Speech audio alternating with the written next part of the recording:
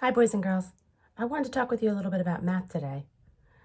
You're going to be working on Topic 10, Lesson 4, and we're going to be adding two-digit numbers. The strategy they're going to have you use this time is the open number line.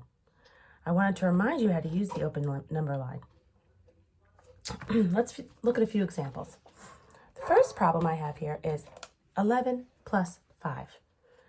Now, when you're making your own open number line, it means you're not going to put every number you ever started with, be 0 all the way up, try to squeeze them all in.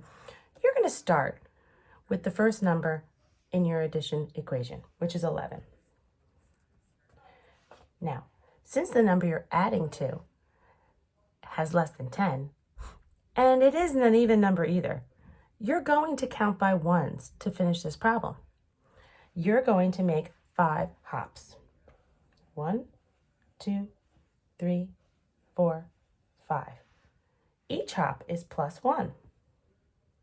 Now, I know it's easy to get lost in this.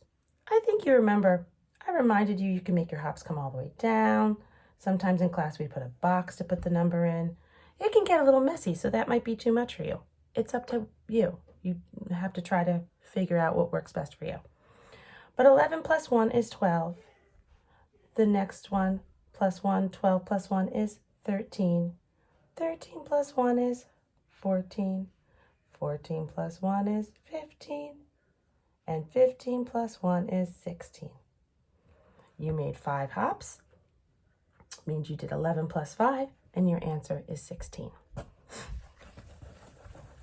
Now, the real strategy for double-digit numbers comes in this kind of problem when you're adding two two-digit numbers and one has nothing in the ones place. So this is 48 plus 20. If you'd start with 48 on your open number line and think about the number 20. There's 2 10s and 0 1s. So instead of making 20 hops, you can make 2 hops worth 10.